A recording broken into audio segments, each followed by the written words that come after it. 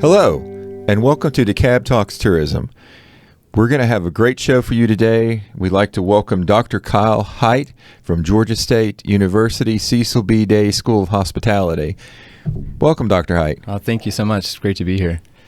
So tell us a little bit about yourself. How did you get interested in this field, in being a teacher, professor, or in what got you into this? It was, I guess, what I considered an unusual route at the time. So I'm from Texas. I grew up just outside of Houston. And when I graduated high school, if you wanted to go to college, you typically went to Texas, University of Texas in Austin, Texas A&M in College Station, or the University of Houston.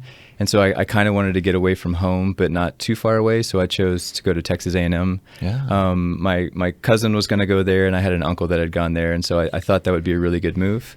I made the unfortunate mistake of majoring in engineering, which didn't bode too well for me. There was lots of calculus and lots of physics and other things that I thought I liked when I was in high school, but I just realized I didn't like it as much in college. And I dabbled in some business school classes there just to see what I liked, and I liked them, but it just, like college really wasn't for me at that time. So for me as an 18-year-old coming out, I didn't realize I wasn't ready for college until I actually got to college. And so, it's interesting because I tell all of my students on the first day of class that I am a college dropout. So I didn't drop out for too long. It was about a year and a half to where I dropped out, but I just realized that engineering wasn't for me. And I, just dropped out and tried to figure out what I wanted to do. And so in the interim, I got a job cooking at a country club in a small town north of Houston called The Woodlands. And they were like, the only thing we have is to cook at this pool. And so I literally just made hamburgers and hot dogs and really, really, really liked it. I just liked being in the kitchen. I liked cooking. The Food Network was in this massive, massive boom at the time. And so I loved watching things like the Iron Chef and Cooking Network shows. And I don't know, it just really resonated with me. And then when I started cooking beyond the pool, so I actually got a job inside the restaurant at the country club. And I just loved the environment, the culture, and everything. And so I was like, wow, I think I like cooking. I didn't really realize it was hospitality. I didn't really realize much beyond, I didn't know what the front of the house was really. I just knew, this is what we do in the back of the house. It's fun. I like cooking.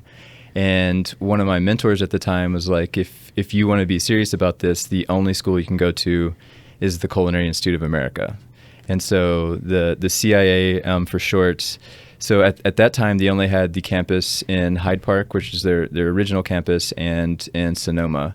So I went to the Hyde Park campus, and it just changed my world about everything. Hyde Park instead of Sonoma. Yeah, well, at the time, Hyde Park they had all the restaurants on campus. They had, the wine lab. They had, it was more of the school. The Sonoma was more continuing education at that point. Oh, okay. And working with the wineries and things like that. But the cooking and the baking was sort of domiciled in the Hyde Park campus.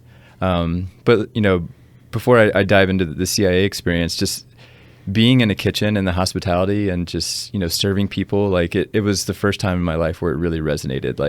I really get enjoyment out of this. I think I was passively good at it, and it was just fun. And so that's really where the transition started. So I dropped out of Texas A&M for about a year and a half working in a country club, and I worked from the pool, like I said, restaurant, a la carte, banquets where we're, serving 500 to 1,000 people. And then eventually decided I wanted to move to New York to go to culinary school. So after you went to culinary school, how did you get to Atlanta for Georgia State? So I followed a girl, to be perfectly transparent. So I knew I wanted to come back to the South because I like the southern part of the United States. I didn't want to go back to Texas yet because I'd spent so much time there. And so a girl that I was dating at the time was from Sandy Springs, or she lived in Sandy Springs. And then one of my closest friends from culinary school, he lived in he's from Alpharetta. And so I thought I had a small network. And then while in culinary school, I did a little job tour through here. So I just, staged at some places, ate at some places, and then just started applying to places. And then eventually got a job offer, so then moved to here. But but it actually didn't work out because the job offer didn't pan out. So I was here without a job at all. I was supposed to be back at the house at a restaurant called Restaurant Eugene. It's no longer there, but it was Linton Hopkins and Gina Hopkins restaurant group. I think they had some like flooding or something, and so they just couldn't take me on at the time. And so I needed to make money, and so that I actually transitioned into the wine stuff because of that. So I was like serving and then transitioned to wine simply because I couldn't take that back of the house job. Wow. So interesting career start. It is. And one of the cool things about the Culinary Institute of America is, and it was new to me because I knew back of the house, but we learned like how to serve tables. I learned a lot about wine, about spirits, about coffee, about tea. So it was really an all-encompassing education. And I was terrified of front of the house when I went to the CIA. I was terrified when we actually were waiting on guests as part of the curriculum. Oh. And so, I mean, I remember dropping glasses. It was bad. It was all the things you do as a green front of the house server, but the well-roundedness that I had afterwards really was like the catalyst or the shift for me to go front of the house. Because really after I graduated, I never cooked back of the house again professionally except for catering and some events. And so I really just switched to front of the house because I really fell in love with wine at that point. Makes sense. Yeah. And so, yeah. So why in the world did you not cook for us when I was a master's student? I mean, jumping forward, life of an academic is busy. Yeah. Especially as a new academic as I was at the time, because I was still, when I started at Georgia State, I was still a PhD student. Yeah, you were still working on your dissertation. Yeah, I remember that. So, yeah. That explains, in class, I must not have picked up on your undergrad story. Because until just today, I've always kind of wondered what was the culinary aspect of it, because I knew I got that flavor of it in class, but I must have missed the part about your undergrad, because I knew your master's. Of course, I guess being a master's student, PhD, coming back to Georgia State, they kind of harp on you. You were a master's student at Georgia State. It's a good sell, yeah. But I mean, the undergrad story, I guess, as you move forward in degrees and higher degrees, you speak less about your undergrad. Right. But for me, it was as fulfilling as anything, especially in my associate's degree, like I said, because the CIA was an associate's, and it just really set the foundation for me. So your associate's degree was CIA. Mm-hmm. Your master's degree was Georgia State. What was that? Where'd you finish your bachelor's? At Georgia State, yeah. Oh, okay. Mm-hmm. That didn't know either. So you finished your bachelor's at Georgia State. Yeah, in the master's. Cecil B. Day School of Hospitality. Okay. And so Dr. Cannon, our director, and Dr. Kim, who you mentioned before, were my professors, colleagues now, but professors and mentors before. And then when I did the master's, it was the first time ever. It was the first cohort. Oh, okay, so you were the first class. I remember that. First class, yeah. And so, as an undergrad, Dr. Kim was talking about we have this cohort coming along, and this master's program, and I knew I wanted to do the PhD at that point, and so I thought it was a perfect stepping stone to do that. So I graduated with my undergraduate. Then there was like a 6-month gap because I graduated in December, and started the master's, and then. As soon as I finished the master's, there was a professor at the hospitality school at the time. His name was Dr. Leonard Jackson, and he recommended to help diversify myself as a strong PhD student when I was applying to get an accounting master's, because there was this phenomenon where a lot of the accounting professors in hospitality were about to retire, and so it looked like it could be a good strategy to be able to step into some of those roles, and he was right. It got me into the PhD program. I went to the University of Central Florida and helped get me my job here at Georgia State today. And so, Dr. Cannon loves to talk about like triple alum, because I did a bachelor's and then 2 masters with Georgia State. Wow. Yeah. Yeah. That's pretty cool. I like it. Yeah. It's good. Because when you talk to students, sometimes it's hard for them to see like, how can me sitting in this class get me somewhere that's, more executive level or more something higher tiered. And so to see like an alumni have done that, then yeah, definitely. Yeah. So you're what, an associate professor? I am a clinical assistant professor. Yeah. So what's the next one up? The associate? A clinical associate professor. So typically you have to be in the previous role. So I have to be an assistant professor for 5 years. And then you, there's a whole, we call it a package, but it's basically like a big portfolio of convincing the committee that you've done the things you're supposed to do. Because as an academic, we're supposed to focus on teaching, focus on service, and focus on research.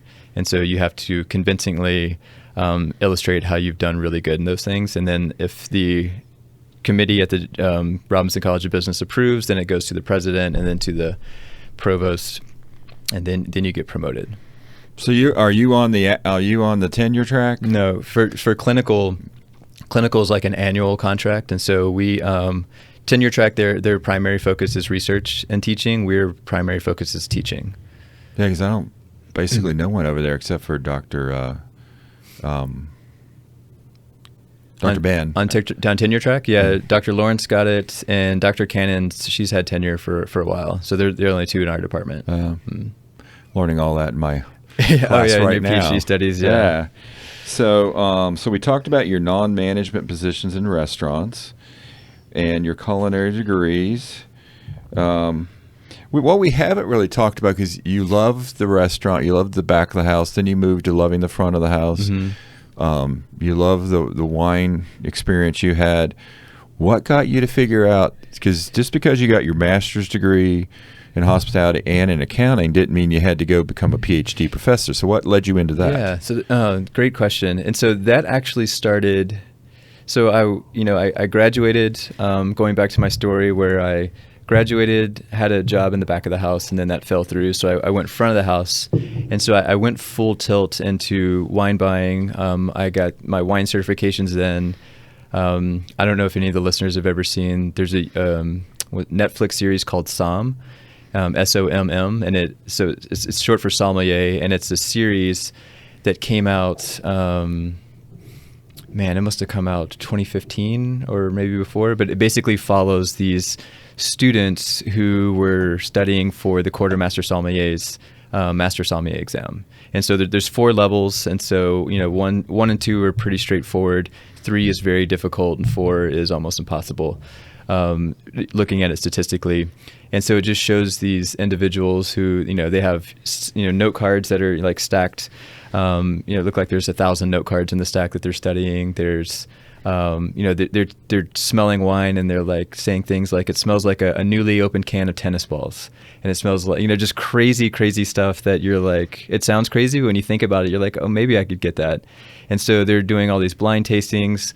They're just very, very interesting. But that was my goal. I was like, okay, I think I might want to pursue master sommelier because you get the highest salary and the most respect.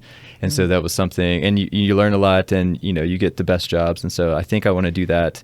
So I got my introductory level and I got my certified level within like a 6-month period.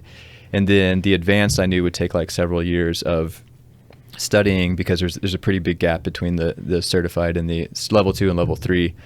And so I was just studying for that. And then at some point I realized that, we're in restaurants, I was a little bit older because I'm a non-traditional student. So I was pushing no, my you're third. not. Well, I not meant compared to me. Yeah, no, I just meant at the time, like I was, I wasn't older, but I was in my 30s, and I was just thinking like, if I get this sommelier thing for the rest of my life, like I don't know if I can be, lugging around cases of wine a lot. Yeah. Like it was just very hard on my body. And I was trying to think of what else I wanted to do. And I also noticed that, without finishing like my college degree, then like the business aspect, no one really respected like my opinion as much. They kind of respected it because I went to the CIA, but it was more for like back of the house stuff. But when it came to like finance and accounting of or running the restaurants, I really couldn't get my voice to be heard. And so that really bothered me. And so, okay.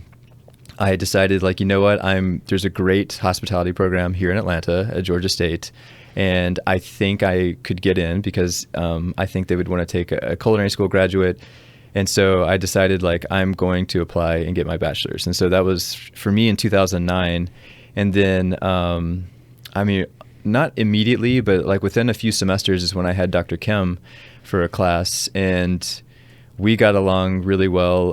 We had great interactions in class. He always thought I was well prepared, et cetera. And so he was like, you would make a good professor. And I was like, what does that mean? He's like a teacher, like, you could lead the classroom and you're very analytical and in other aspects. And I was like, no, I would never, A, I don't like school. B, I don't want to be a teacher because I just thought they were the most, it's funny to say this, they're boring and they don't do really anything exciting. Like I want to be in restaurants and so on and so forth. And then honestly, within like 3 weeks, I was like, I think he's onto something, because we were doing more and more stuff. Like he was sharing his research and, he would speak at conferences or whatever. And I was like, I kind of like this. And so I was still a junior in undergrad when I decided, like, you know what, if I become a hospitality professor, I can still leverage my restaurant background. Right. And I can I'm getting a bachelor's degree in the business school. So I think I can move into that business aspect of it, and have my voice heard. And I was like, all right, I'm gonna do it. And I interviewed like 6 or 7 or 8 professors at GSU, just asking them like, do you recommend this? Are there challenges? And I just got great feedback and great mentoring from just different types of professors all over the campus. And so as a junior, I was like, okay, I'm gonna go for the PhD, but I really didn't know what that meant. I just knew I was gonna go for it. And so then when I graduated, then I was like, okay, I need to do my master's, because I thought you had to do a master's before you go to the PhD. So that's why I did the Global Hospitality Management Master's. And then right before I was about to start applying is when Dr. Jackson said, maybe you should consider staying 1 more year to get an accounting degree. And so that's what I did. And so so it was really, I guess, the conversations with Dr. Kim and some of the other professors that got me thinking PhD could be something worthwhile. That sounds like my story. He asked me if I wanted to teach, and I said no. And the next thing I know, I'm You're teaching. Yeah, exactly. Yeah. You and I were talking a couple times about the new Missionary Star Awards. Michelin Star. Yes, thank you. Michelin Star Awards. So tell us a little bit about, I know you're very much into culinary, you're very much into this. What is that going to mean to Atlanta? Yeah, so that's, man, there's been like so much debate, like respectful debate and not respectful debate among chefs and consumers. So the short answer is I'm not quite certain. And so to really understand it, like for viewers who aren't aware, like, Michelin has been around since, I think the first guide came out in 1900 in France. And it was Michelin. They were like, we want you to buy our tires and travel. So how can we convince you to travel? Or to buy our tires, where we're going to give you a list of good restaurants, decent hotels, and places you can visit. Buy our tires to put on your car, and then you can go. And so that's kind of the sort of the birth of all of this. Wonder who was the person that sold them on that concept. It's so cool. Yeah, I don't know. But it is the tire company, which is something that many people they're like, no, it can't be, but it is. And then I think the original guide came out, was it 1928, if I'm not mistaken? Somewhere around then, to where it was like, okay, it started in France and we're going to actually rank restaurants. And so they have 3-star criteria. And so 1 star is lower than 2 and 3. So 3 is the highest that you can get. And if it's 3, it's like, this is you plan a trip around this restaurant. So sometimes it might take 6 months to get in, and you literally go to the region or the city with the hopes of going to that restaurant, or because you're going to that restaurant. So they call it like a true destination. And so it could be like the highlight of the trip itself.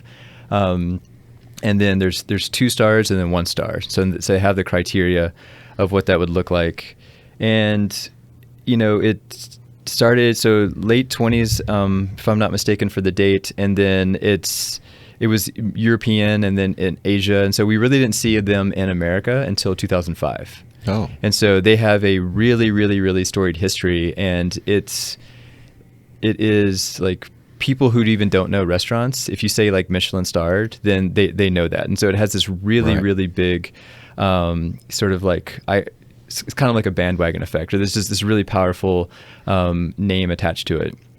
And so when it first started, it's, it was the highest end of the highest end, because it's supposed to be like, they say they only rank food on the plate. They say that decor doesn't matter. They say that service doesn't matter. They say, this is what they say. And I was just looking on their website this week, and it's right there, plain as day. Like, we only care about the food that's on the plate.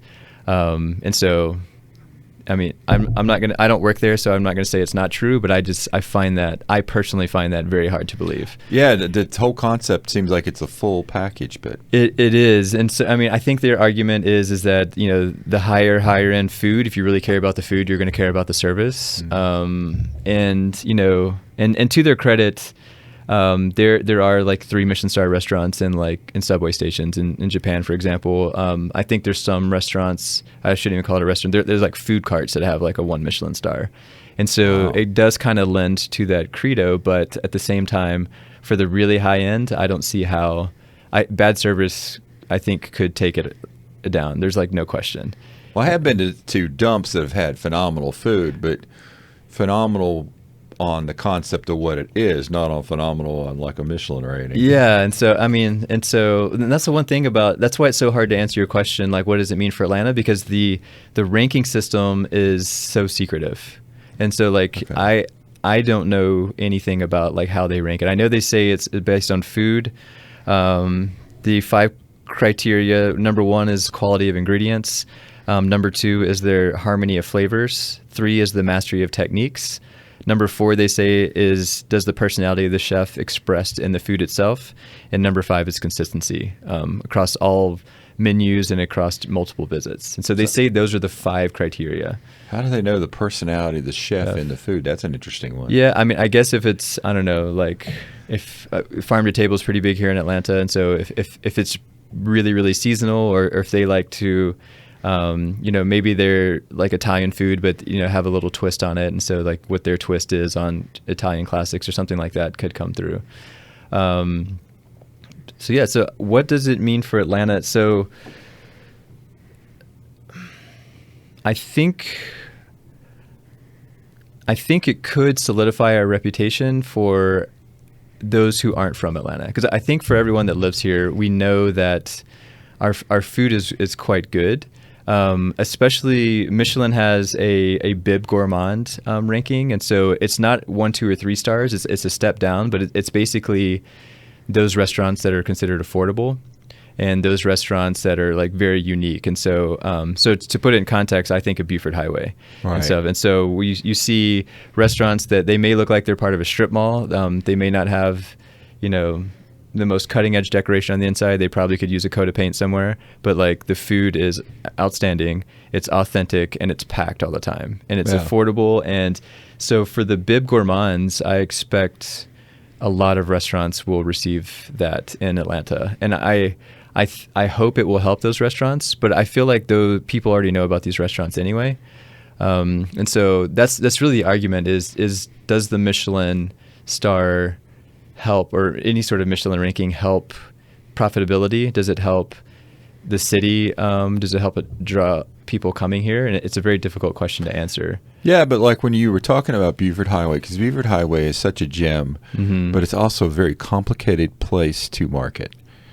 It is. Because Yeah. the looks of the place, if you're not from here, you're going to drive by and go, do I want to go there or not?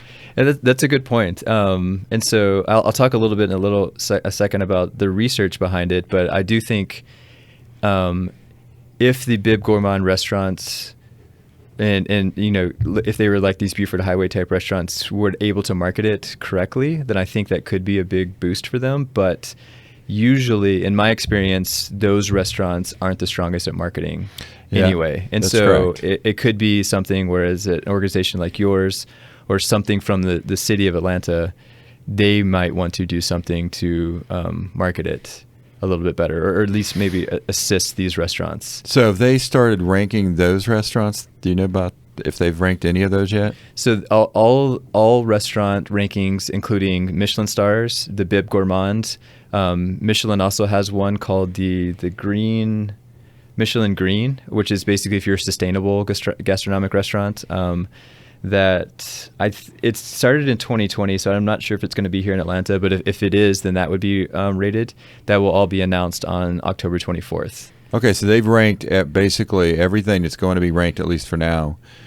So I think one thing I want to talk about Michelin is there's some controversies around it, behind it, and so. But theoretically, yes, they should look at restaurants that are 3-star, 2-star, and 1-star worthy, and all of the Bib Gourmand. And so those that are affordable and really, really good at their craft, that all should be ranked. They shouldn't exclude anything. So let's dive into your other question, but quickly. Once it's ranked and put out, then is the time that like we can jump on promoting those particular restaurants. We could put it on our website. Atlanta could do the same thing. So we could give that boost to those restaurants to try to bring people into DeKalb County. Definitely. So when they they're announcing it, like I said, on October 24th, it's going to be at Georgia State at the Rialto Center for the Arts, and they will announce everything. So how'd you pull that off? Get it to Georgia State? I don't know how we did that actually. It was something like when they kind of announced everything in one big lump, because, with the secrecy behind it, like Michelin was already in Atlanta ranking before we knew Michelin was in Atlanta.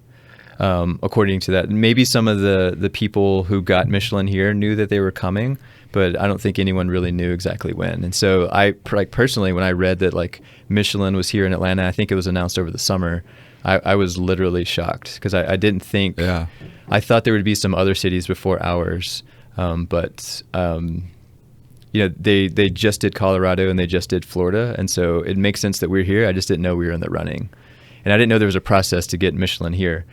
As well. But yes, so as soon as it's announced, I would recommend any tourism authority. I mean, even if you were a landlord and your tenants were there, like literally anyone who could market this, I would market it as soon as possible. We're definitely going to have to jump on that. October 24th. Next Tuesday. From today.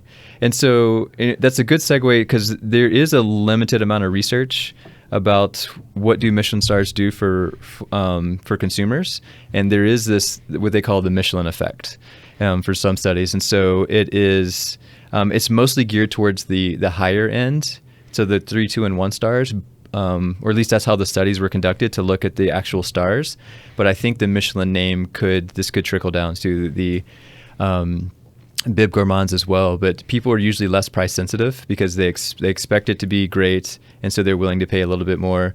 And then they tend to be, I think they tend to be like sometimes slightly more forgiving. Like they think the experience is going to be good because it's a Michelin restaurant, so I think that they come in with some preconceived like expectations. And so as long as the restaurant can deliver, then I think they're actually happier than they would have been had it not been a Michelin ranked star, if that makes sense. And so they're just like, oh, this is supposed to be good, and so it is good. So we call it the bandwagon effect. And so, but it also there's a lot of pressure associated with it, because if there is a service failure, then people's expectations are so high to begin with that the service failures can seem more catastrophic than they actually are. And so that pressure has led to some of the negativities of Michelin rankings, because some chefs, take it very, very seriously. Some chefs have committed suicide over this and have died. And so this is very, very, very tragic if they've had like a star removed. And so it's something it's quite serious. But if it can be managed, then typically people are willing to pay more because it is a Michelin star ranking. Have you ever seen the TV show Bear? I have, yes. Because he was a Michelin sous chef. Yeah. Bear is I've watched a couple of episodes. It reminds me of some things I'd like to forget about my time back at the house, to put it nicely. And so I like the show. I think it's great, and it's a great representation. I have to be in the right headspace to watch it. Because sometimes you work for chefs and it's a very calm and inviting kitchen, and that's more of the new normal. Old school chefs, it's not a calm environment. Oh no. And I was never actually. Well, I was food and beverage director for like 6 months, but yeah, I was always in the kitchen a lot or in the restaurant. This is my position as being in sales. Yeah, I've never quite seen a calm chef. It is. It's something newer. In fact, like one of my dissertation was on restaurant pop-ups. And so a lot of the pop-up chefs were younger, like newer generation chefs, and a lot of them stated that one of the reasons they wanted to do a pop-up was because they could be their own boss, and so they could have a kitchen environment that was literally the opposite of what they came up in. And so no screaming, no yelling. I know it's TV, but none of like the Gordon Ramsay things. So those are very toxic environments, and a lot of the newer chefs want to get rid of that, which I'm very excited about. And so hopefully in a generation or so we'll see some changes around that. Well, I wish that'd be nice. I think so. Yeah. I mean, not to digress too much, but with the pandemic and wellness becoming very important for chefs and restaurants, then it's something that I think many owners are starting to take a closer look at. But yeah, and so going back to the Michelin stars, and so there is this like consumers feel highly involved with the restaurants. They feel less price sensitivity, and they just are willing. They were willing to, plan trips or just embrace these Michelin type rankings. And so it's a really, really, really big deal for Michelin to come here. Now, I think I'm gonna. You can give my email address if you want to. I don't want them to, your listeners to email you. They can email me when I say this, but I think in general, overall, Atlanta's dining public and consumers are not sort of Michelin star. They just don't tolerate Michelin star type quality for like service, and so we really don't see the tasting menu only is something that's for like the highest ranked Michelin stars. That's something very, very high end wine lists, very high end service. Typically those are characteristics of 2 or 3 Michelin star restaurants. Those concepts have not worked in Atlanta. It's with the exception of like coming more recently, Lazy Betty seems to have been doing that well. But in my opinion, we've had Michelin quality restaurants that the diners sort of didn't really embrace, and so they left the city. In fact, we had one chef who left here. This is when I first came to Atlanta, so it was around 2006, 2007. Moved to New York and got 2 Michelin stars, and so didn't really take here. And so I think that with Michelin coming here, the dining public will be hopefully more tolerant or receptive of these types of dining venues, and that could be the biggest change that Michelin has coming here, in my opinion.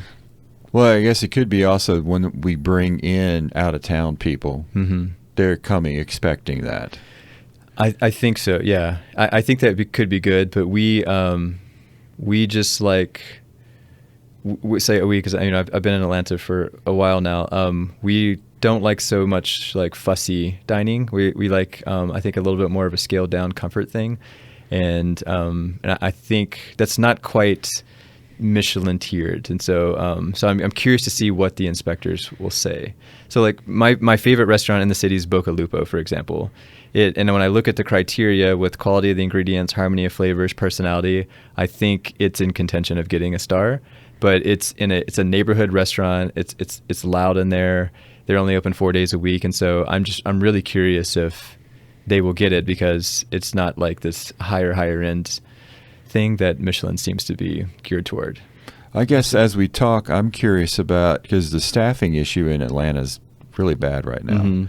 So I'm curious if they're going to be able to have, I know it's not supposed to be the service, but the price dictates the service a sense. So are we going to be able to have the staff issues handled for all these? I think for Michelin, so when we're looking at like Michelin 1, 2, and 3 stars, I don't think the staffing issues are as severe as some of the other restaurants. Because when we look at staffing issues as a whole, we're looking at the restaurant industry as a whole, which would include all quick service, fast casual, so pretty much the entire range of restaurants that we have.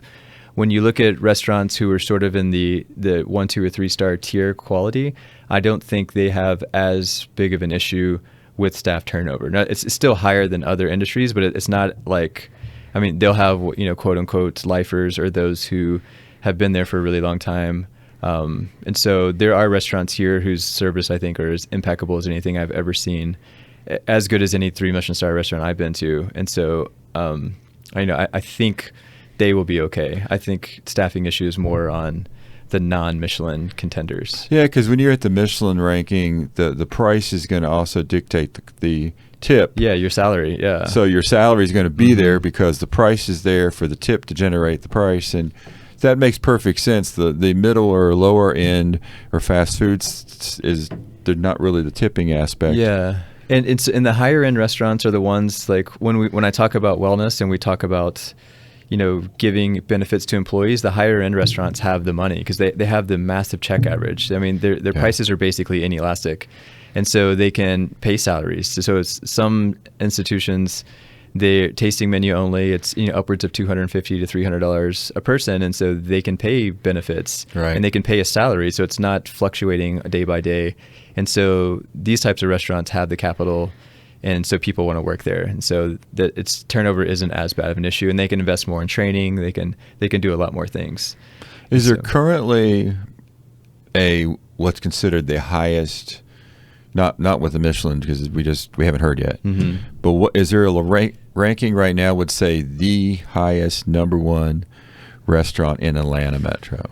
I think it'd be subjective because you'd have so you have people who rank it like Eater. Eater is a national organization, but they have an Atlanta chapter. The Atlanta Journal-Constitution has rankings. The Atlanta Magazine has rankings. And so there's lots of other ones. And so it's one of the problems of the industry is we don't know who to trust. And it's one reason why Michelin is so good because people trust it a lot. But if I look at historically what's consistently been like top performing, I would say, Bacchanalia has been, they put like high-end dining, in my opinion, on the map here in Atlanta. And so, they started when the Olympics came. They were actually in 1993 in preparation for the Olympics. And so they've consistently been considered one of the top. And so I think you have to put them at the top. And I would say they'd be contender for 1 star, certainly. I think Miller Union has been around for quite a long time. And their service is as good as any I've ever seen in any 3 Michelin star restaurant I've been to. And so I think they're a strong contender. And so those typically have been the 2 longest standing, and people consider them to be really, really high end. Aria, Aria by Jerry Cascala, he has always been a top contender. In fact, he actually remodeled his restaurant recently to sort of go bring it down a tier because he, like what I was saying earlier with sort of the white tablecloth fussy dining, he realized that's not really what Atlanta prefers. And so he's still, quality of the food's still up there, but just the service and ambiance is a little bit, less fussy, I would say. And so I would say his restaurant's consistently been up there. And then for more newcomers, I think Lazy Betty, I haven't personally been there, but everyone else that I trust and respect say that they're high end. And the chef owners have worked at 3 Michelin star restaurants. And so I think they know. And then my personal sleeper pick is Spring in Marietta. I think it's a sensational restaurant. And if the guide goes to Marietta, I think that they would be a contender for a star. And there's others that are contenders, but I would say that those are sort of up there because the Atlas in Buckhead at the St. Regis Hotel, Lila. So there's a lot of good contenders in there. It sounds like they're going to be 1 stars. My opinion is we don't have any 2 stars or 3 stars in the city yet. And yeah, so I think 1 stars. And then I think with that, we might see some elevation into 2 in the future. But that could be good if Atlanta is the way it is. That 1 star might be that little sweet spot that works. I think so. And it could be like, I know, people want to get 2 stars. Because it's for many chefs, they're like, I want Michelin stars. That's some of their like career aspirations. And so they could maybe get 1 star or even Bib Gourmand and then try and like, okay, if I got this, then how can I improve to go up to the next level? I would love for us to see 2 stars. I just don't understand, like, I don't know anything about the rankings, and I don't understand how they put it together. And so just my cautious optimism, I think we'll have 1 stars. So you're going to be at the 24th for the announcement? No, it's closed to. Wow. So the chefs, it's going to be closed. It's chefs that are going to be there. Some pop-up chefs, they're going to be cooking food, and then media. And so it's very, very tight. Like, interesting. Closed, yeah. And so like it was already announced and everything before I even knew that it was even going to be happening at the Rialto. And so I'll have to be glued to the 25th to find out, I guess. Yeah. Or social media on the 25th. It'll be everywhere. I did want to speak, if I can, quickly about, there's like some controversy behind Michelin. And so Michelin does have a great reputation, but it seems to be changing. And I'd like to address it because it seems like for many, many years, it was like they went to the restaurants that were considered the best or considered Michelin star worthy, and it was supposed to be impartial. And so they're supposed to just like, restaurants do get nominated, like this could be considered a Michelin star. Would you rank it? And so they probably won't go to a restaurant, if it's the only restaurant in the area, unless it's superb. But if there's like a bunch of restaurants in an area, so it makes sense that they like pick cities and then go cities at a time. And there was always questions like, why didn't we see any Michelin guides until 2005? And then why didn't we see anything, like why don't we see like Las Vegas? It was ranked before and it's not ranked anymore. And so like, what are these differences, or why did it take until 2019 for Los Angeles to get Michelin stars? And so I think it was, I think New York Times and the Boston Globe, if I'm not mistaken, they were looking at it and they were saying, well, I think Visit California paid like $600,000 to get Michelin to come and look at Los Angeles. And so they were already doing San Francisco and Napa Valley, but they weren't doing others around there until they got paid. And then when I was looking into how did Atlanta get the Michelin star, because I was at a dinner with Reginald G. Washington, who's the namesake of our master's program. And I was like, Mr. Washington, what do you think about Michelin coming here? Were you surprised? And he was like, no, we were working really hard to get them there. And I was like, what do you mean? Like we were working really hard? And so it come to find out, like we paid $1 million, upwards of $1 million to Michelin for a 3-year contract, basically. And wow. so it's not a bad investment, but it brings the impartiality question in there. So like they would have come here otherwise. And so can you buy Michelin stars? I don't think so, but you can definitely buy Michelin to come here. And so like travel and tourism boards are paying them. And so like Colorado is another example.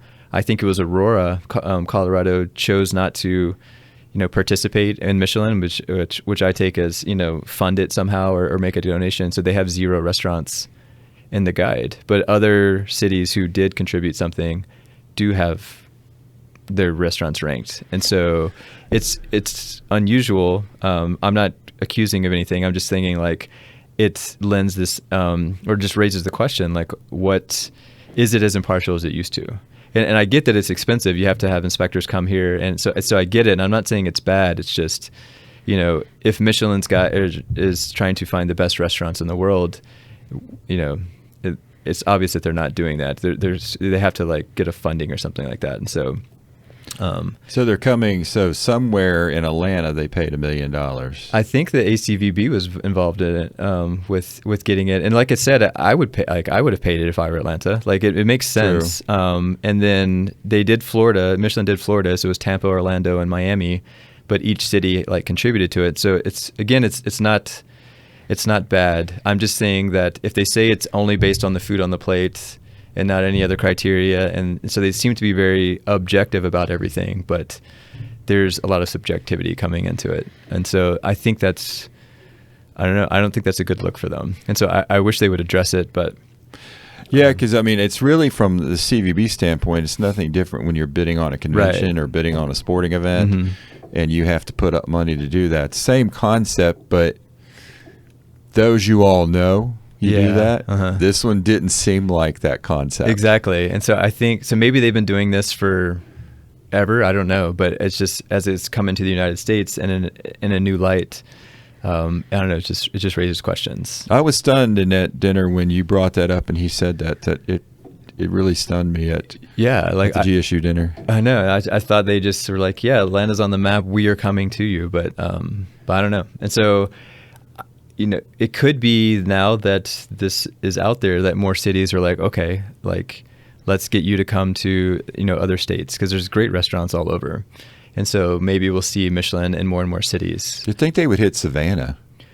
I mean, that's the other thing. I think they should, but they're saying it's Atlanta guide but not Georgia Guide, so I'm not sure. But they technically, like, they have Chicago on their guide, but it's Illinois because they have other non-Chicago restaurants listed into it. So I'm hoping that they made it out to Savannah. Well, it's interesting because if Atlanta paid, because like we talked Beaver Highway, Beaver Highway is not really in Atlanta. Right. So it's interesting to see what occurs with that. I would suspect after the 3-year contract, they're going to come to you for some money, or the other counties that are involved, like Cobb County, DeKalb County, maybe to see, like, chip in some money, because that's what Colorado did, and in Florida they had several different municipalities coming in to chip in. And we need a lot more money now then. Yeah, exactly. So that's very cool. I did not know about that. Actually, I've always been kind of intrigued by it, but didn't understand the process, and I've never even seen one actually. Like I'm sure I've been to New York where they have them, and I just didn't really know it or pay attention to it. Yeah, if your listeners are curious, Michelin has a great app for your phone, and so you can just you get it, you type in the city, and so in a little while, I don't know how long it'll take to populate, but you'll type in Atlanta, and it'll tell you all the 3 Michelin, 2 Michelin, and 1 Michelin star restaurants, and the Bib Gourmands, and so it's a great way to see what's on there. It's just I don't know if like the counties can link to that app or something, just to get it to where if they visit the county site or something, that way they can get it linked to the Michelin app or something, just to get the recognition. Because like I said, I think we'll have I'm hoping dozens of the Bib Gourmands, and I think a lot of them will be off the Buford Highway corridor. So I'm very excited about hearing about that. Yeah, because that's where we would really fall into with that. Certainly, yeah. I mean, like I said, I think most people know about it. I don't know. I think so, because my groups, or everyone's like, yeah, we go to Buford Highway for whatever, dim sum or Szechuan or whatever it is. But people who don't know Buford Highway for whatever reason, this could be a good way to get them to come over. Certainly. Well, before we end, do you have any exciting research you're working on? Yeah, actually, I am. So when I got one of the reasons I wanted to do my PhD was looking at substance abuse in the restaurant industry and hospitality in general, but in just being in the back of the house, I've just observed a lot of bad things. And then front of the house, it didn't really change. It actually was worse in some instances. And so I've kind of looked at some negative aspects of the industry and how we can improve that. So one would be alcohol and drug use.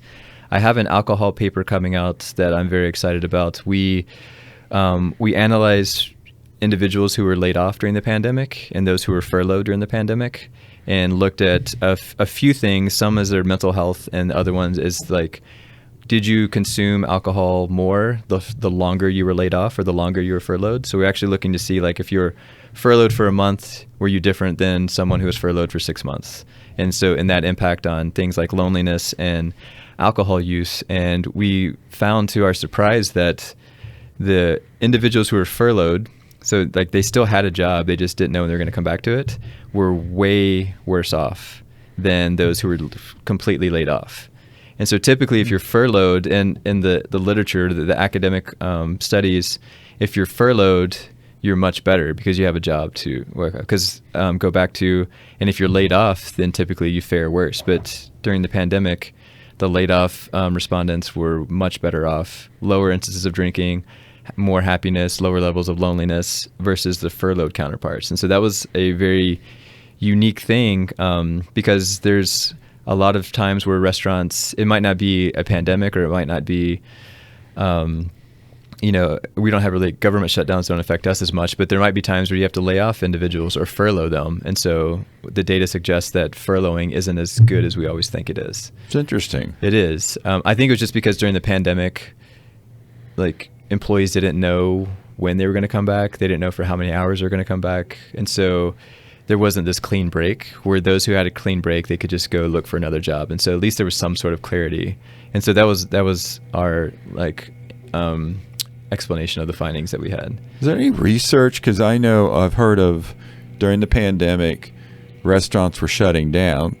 But then I've also heard stories that if you were able to pivot, you actually did better than you were before the pandemic. So it'd be interesting, because there was a couple places that a chain was going to close, and they started booming because they were able to pivot to the new style. What you mean by new style and pivot, like food delivery, like food having delivery, focusing more on the drive-through, pickup, being able to handle all the aspects without opening the dining room. Because I mean, like one example is downtown Tucker Matthews had a huge drive-through setup. You know, so you couldn't go inside, but you would just line up to go through their drive-through or pick up. Instead of doing all single servings, they started doing the big family sizes. Yeah. So I mean, a lot of places seem to actually thrive. It'd be interesting to see any research that says one or the other. Yeah, I'm not familiar. I agree with you completely, because I'm trying to think. I am not familiar with a study that's just analyzed that, but I do know, most anecdotally, that like those who pivoted actually like had additional revenue streams, and they're still continuing to do those revenue streams.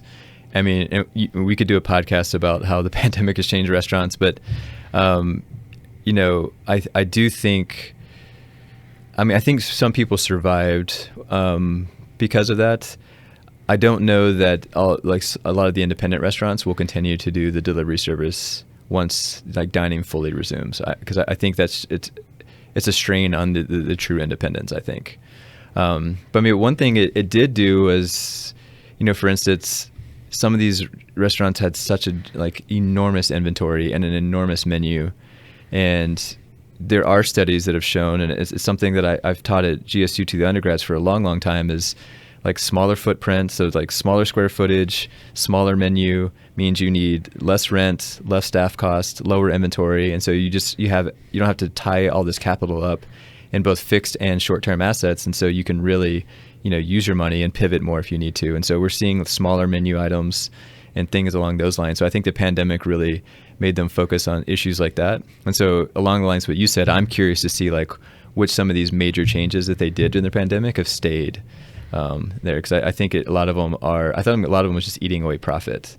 And so now they had to really watch every dollar and every cent. And so I think that would be a good one.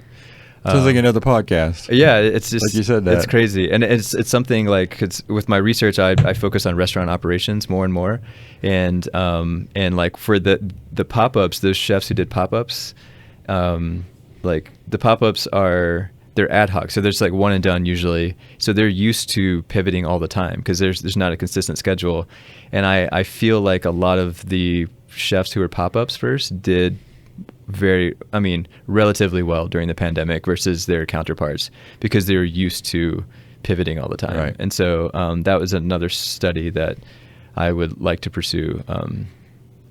Once I get all the other ones done, there's always like more ideas in pipeline than there is time, but that's also a very interesting concept to look at. So, well, Dr. Hight, we appreciate you coming. Yeah. Hope you've enjoyed your time here. It sounds like we could have a couple more shows to go. Yeah. Thank you for having me. I'd love to come back anytime. Thank you so much. Thank you all for tuning in.